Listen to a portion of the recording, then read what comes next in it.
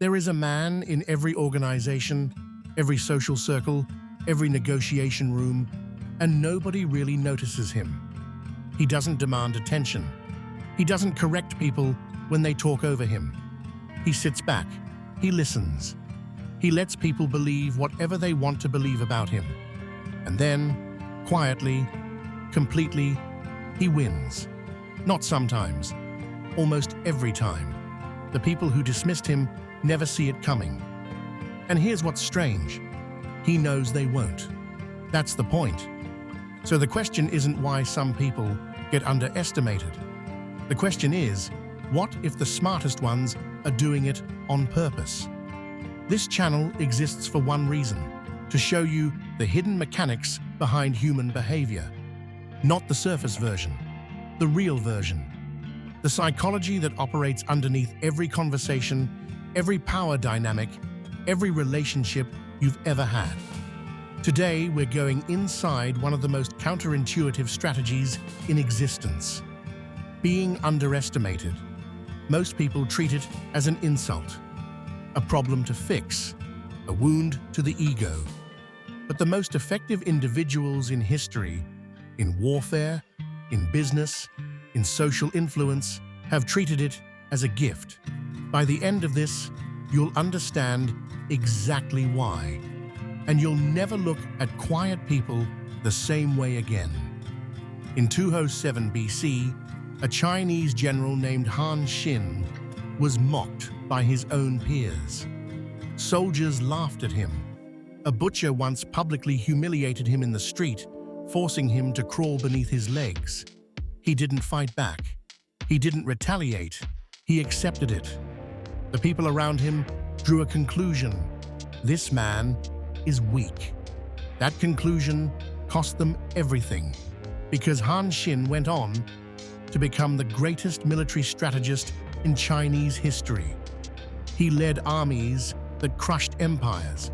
He outmaneuvered generals who had underestimated him for years. His secret wasn't luck. It wasn't raw talent alone. It was that he understood something deeply human. People stop watching what they've already judged.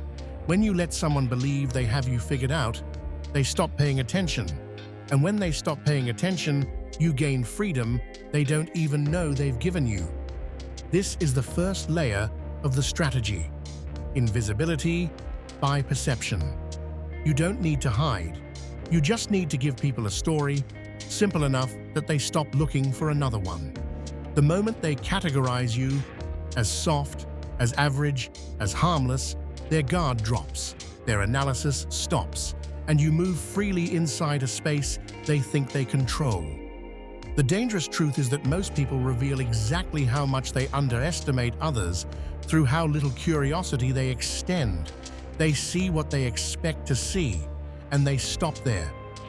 There's a reason this works so reliably. It's not just social dynamics. It goes neurological. Your brain is a prediction machine. It's constantly building models of the world to conserve energy. When your brain meets a person, it doesn't actually observe them fully. It pattern matches.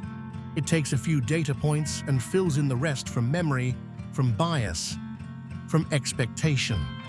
Psychologists call this the halo effect in reverse, sometimes called the horns effect. When someone receives one negative signal, the brain rapidly assigns other negative attributes to complete the picture. He's quiet, so he's probably not that smart. He dresses simply, so he probably doesn't earn much. He doesn't push back, so he probably can't. The brain closes the file. And here's where it gets interesting. Once a judgment is formed, people actively look for evidence that confirms it. This is confirmation bias operating in real time. They aren't looking at you anymore. They're looking for proof that they were already right about you. This creates what researchers call a cognitive blind spot around the underestimated person. The people doing the judging become predictable. You can see their moves before they make them. You understand their assumptions about you, and that means you can control what they expect next. This is not passive. This is information warfare at the social level. The person who knows how they are perceived holds an analytical advantage over everyone who perceives them. You become the observer. They become the observed. So how does this actually work in practice? And how can you use it without becoming someone you don't recognize? The first principle is deliberate restraint. Most people over-signal. They want you to know their credentials, their opinions, their capabilities. Every conversation becomes a small audition. When you practice restraint, when you hold back the full picture, you do two things at once. You create curiosity in people worth impressing, and you create false comfort in people who might otherwise compete with you. The second principle is strategic underperformance in low-stakes moments.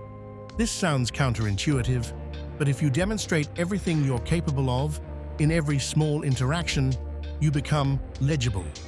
People know your ceiling. When you occasionally perform below your actual level in situations that don't matter, you widen the gap between what they believe and what you can actually do. That gap is leverage. The third principle is emotional control as theater. When someone underestimates you and you react, when you get defensive, when you correct them aggressively, when you need them to know they're wrong, you hand them power. Because now your emotional state is in their control.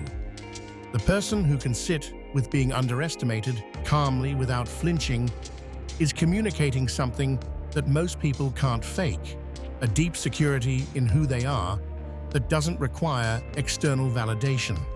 And paradoxically, that quality alone often shifts perception more than any achievement would. People sense unshakable calm. They don't always know why it unsettles them, but it does. Now here's the part that reframes everything. Remember the man from the opening, the one nobody notices? Here's what most people assume when they hear this concept. They think it's about hiding weakness until you're ready to reveal strength. That's not it. The real revelation is this. The most powerful version of this strategy isn't about deception. It's about ego dissolution. The people who master being underestimated aren't playing a trick. They've genuinely stopped needing the room to see them accurately. And that shift from needing validation to not needing it is the actual source of their power.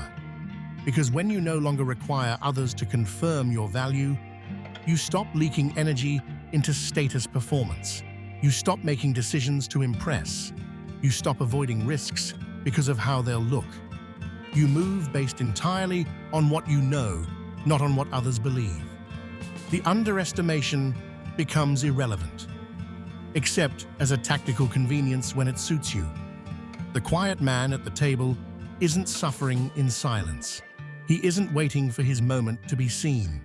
He has already decided, privately, completely, who he is.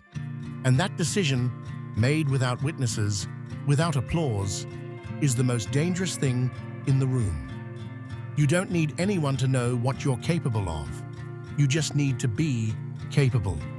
The rest takes care of itself. The world is full of people performing competence, performing confidence, performing worth. And most of them are exhausted by it. You don't have to be one of them. If this video shifted something in how you see power and perception, leave a comment. Tell me, have you ever used this, consciously or not? Have you ever watched someone underestimate you and felt that quiet advantage? Subscribe to this channel if you want to keep going deeper. Every week, we go somewhere most channels won't. And if you know someone who needs to hear this, someone who's been counted out, dismissed, overlooked, send it to them. Sometimes the most useful thing you can give a person is a framework that explains what they already feel. Stay composed. Stay invisible when it serves you. I'll see you in the shadows.